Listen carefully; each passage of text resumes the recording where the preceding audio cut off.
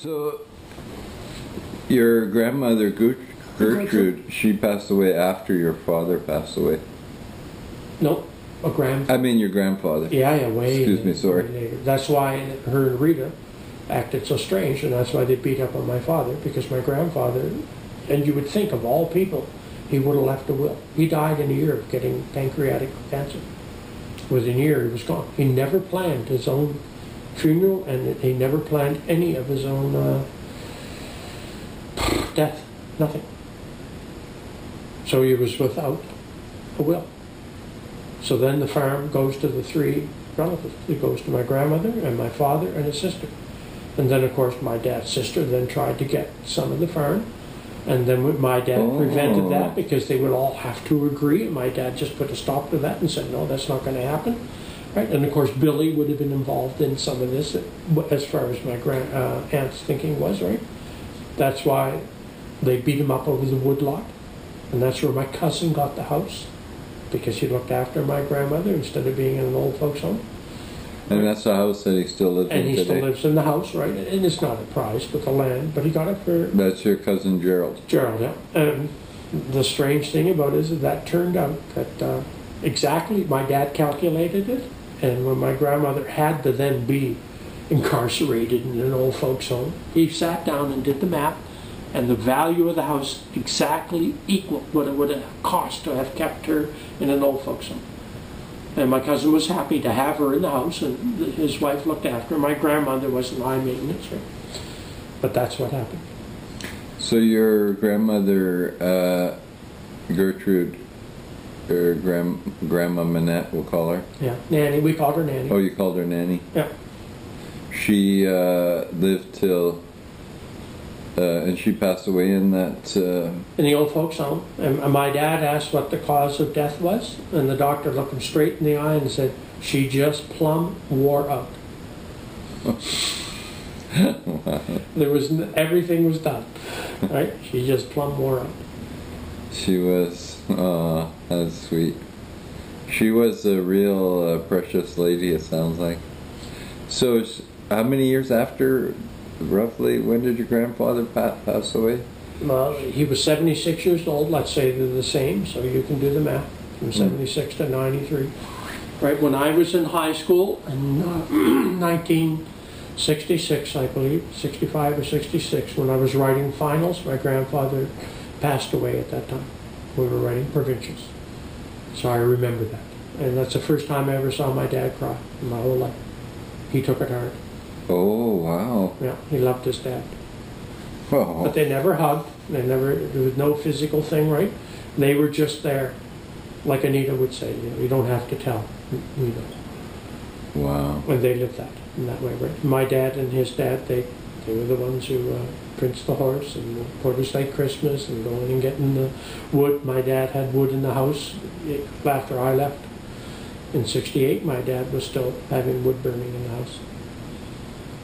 So you were writing your finals when your grandfather... Yeah, when he passed away in June. What happened there? He had pancreatic cancer. And, right. And he was getting sicker and sicker. In 1 year he went. It took him quickly. And my Uncle Ernie, did everything. He made a special chair for him, and he was very supportive. And I think Ernie and my grandfather, they had a lot of respect for each other. In that way, and Ernie really cared a lot about my grandfather. And so, do you recall any of the details about how your grandfather, did he get? Was he? Your mom and dad sort of mentioning that he didn't look good, or he was pale looking, or he was? Well, he suddenly just got sick and got really sick, and it just didn't stop. And within 6 months, you could see he wasn't going to live, and the cancer had spread. He went into Halifax and went into the hospital, and they opened you up, and then they just closed him up and said, we can't do a thing. Oh, okay. And then I'm going to say that roughly 6 months after that, he was gone.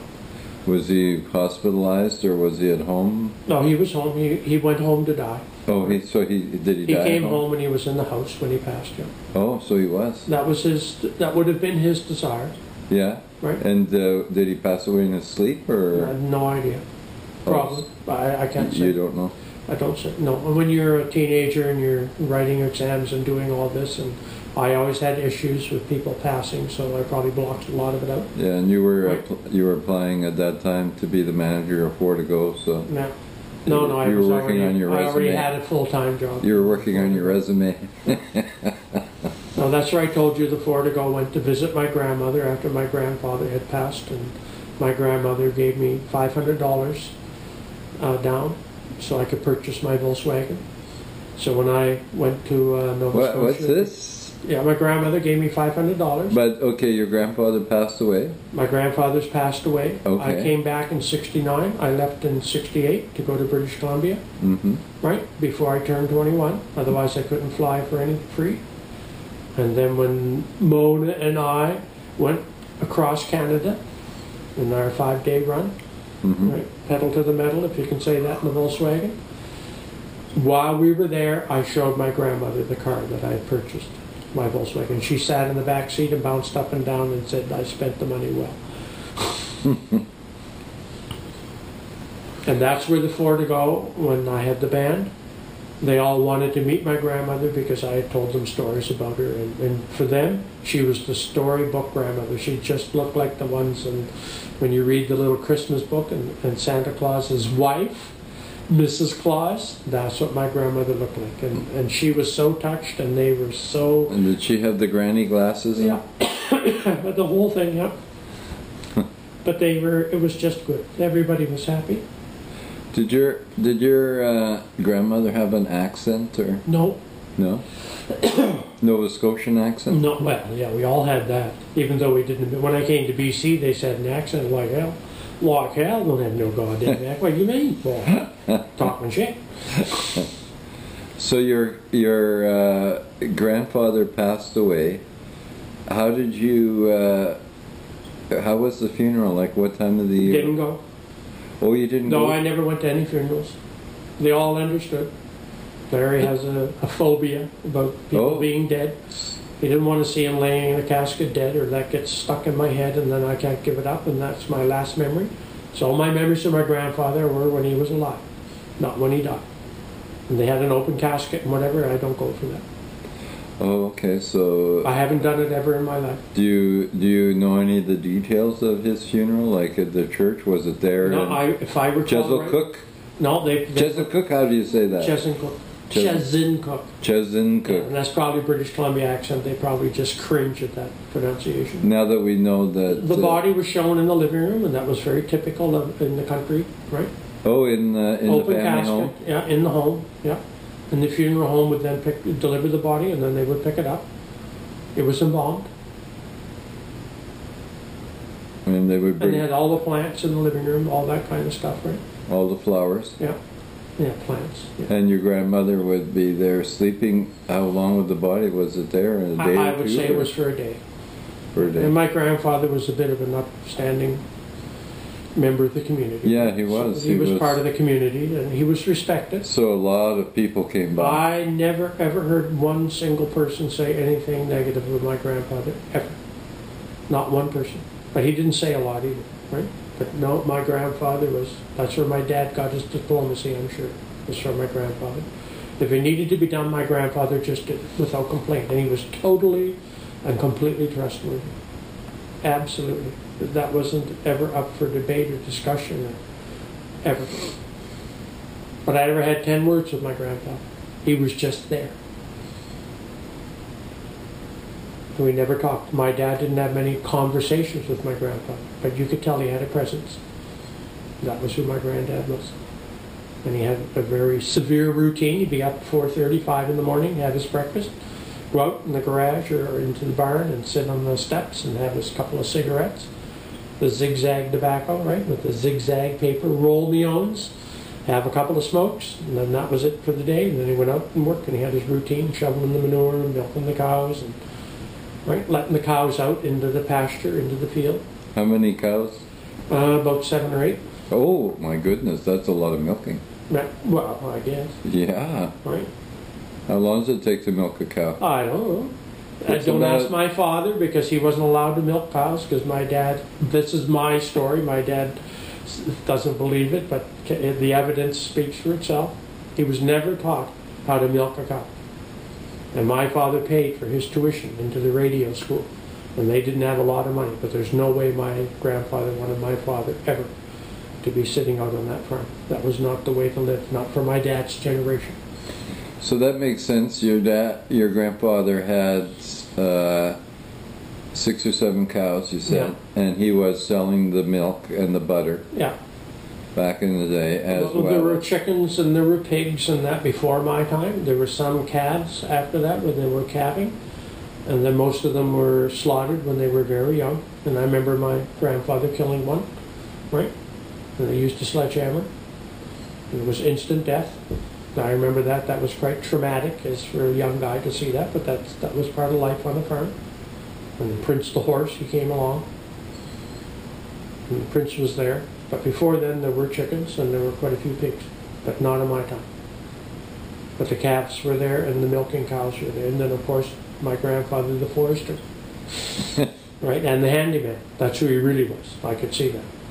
He was a man of many job descriptions, right? He was definitely in diversification before we used that word to say what it was, right? He had, also, he would fish. Practically... Fish? Yeah. No. Out of Porter's Lake, yes. It's in his diary there. Yeah, but that was for fun. No, he was... he just okay. Sold that fish. Okay, now you're going to be better than I am. Okay, yeah. I did not know that one. It's in that 5-year diary. Okay. He was fishing practically every couple of days. Right. He would go down. I missed that, Ted. Okay. Yeah, it's in that diary. Okay. No, that's interesting to know. I know that they gave...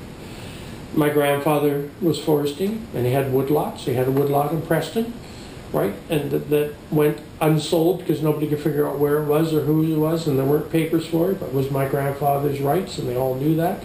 But when my grandfather passed away, they just had to leave it. Nobody could figure out where it was anymore. Well, next time I come to in Preston, interview... that was the black neighborhood, right? Next time I come to interview, you got to do your homework. Well, I got to reread my book, yeah. No, he did work at the logging mill across the road with it, as we talk about the Buick engines and the repairs to that, and Ernie's Oldsmobile.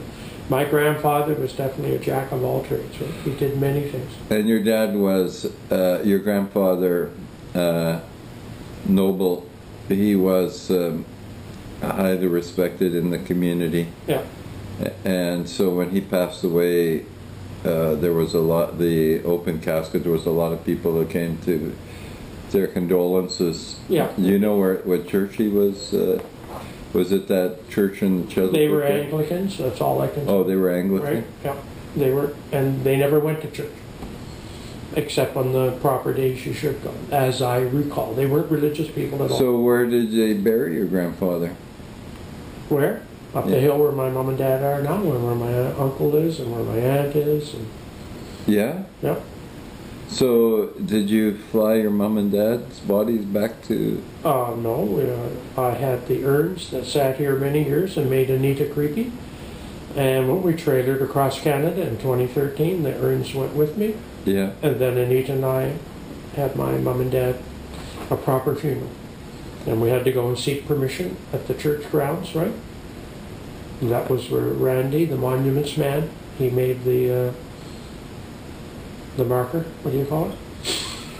The gravestone? The gravestone, yeah. Yeah. Yeah. And he was the one who was telling me it was important to put on your mom and dad's name, but to be sure to put, mother and father of Larry and Richard, so that people can follow it in the future. And that's, where exactly is that? You said it's on Myers Road, and I'm a dummy. I can't tell you what the name of the church and that is, but of course we have that information. And how far is that from your 10-minute walk. 10-minute walk. Yeah. In the back of my grandmother and grandfather's house is a wooden walkway that walked through the swamp, so you could walk up to the Davisons. So you could walk through that and over the marshland, then you go up into the Davisons. It was across the street from there. Mm. And I got permission through the church group, and then you pay for perpetual care. And then they joined my brother. And I asked my mom and dad, they didn't care. And I said, well, I'm going to do that. You do what you want. That's what I chose. So that's where the Mannettes... that's where the tribe is there. The tribe is buried. Being organic together, Tim. Wow. And we have the grave markers for my grandmother and grandfather and Ernie and Rita, and they're all there. And I'm probably going to put it in my will for my remains to be put there too, right? You're not allowed to ship remains without all kinds of paperwork. And that's why I chose in my time to take it across Canada. Even an urn is still considered cremation. It's still treated exactly the way you would a body. So you can't go and courier that. You know, that's against the rules.